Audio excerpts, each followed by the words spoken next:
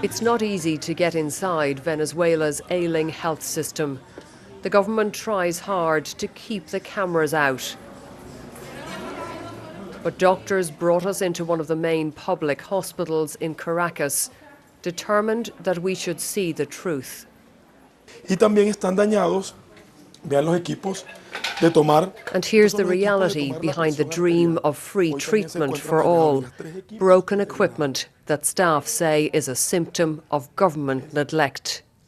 You get a real insight here into the state of Venezuela's health service. This should be refrigerated and it should be full of insulin. It broke down 5 years ago and it's never been fixed. And just here at my feet, there's a dead cockroach. The health service in this country is in a state of collapse.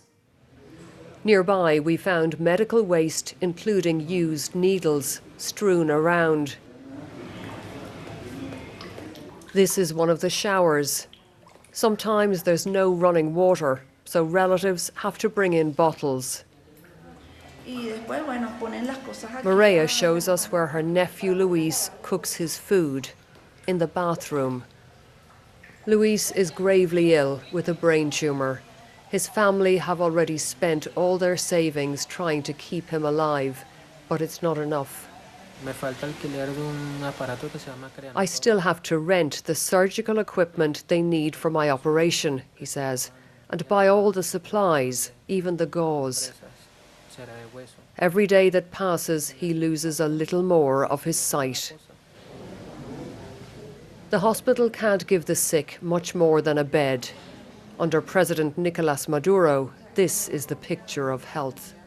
We'll take a look at just how bad things are here. There's mould growing all the way down the wall. We're in the internal medicine department. This is the isolation area. This patient here has lymphoma. The patient here has TB, and we've been told he's receiving absolutely no treatment. So David can only rest and hope. He's 20 years old. His mother is grateful he's been admitted. He was turned away from another hospital because he didn't have enough money.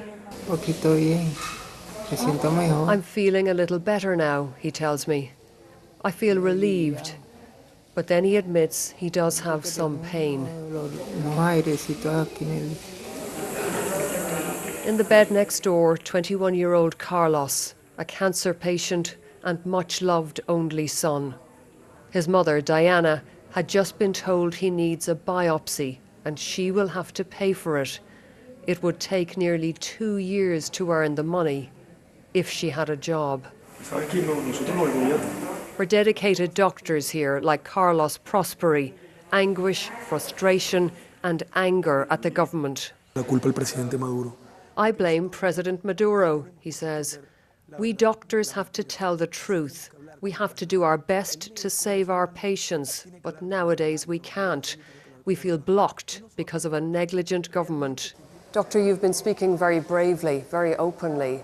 Isn't there a risk that something could happen to you now because of what you've been telling us? Anyone can be afraid, he says.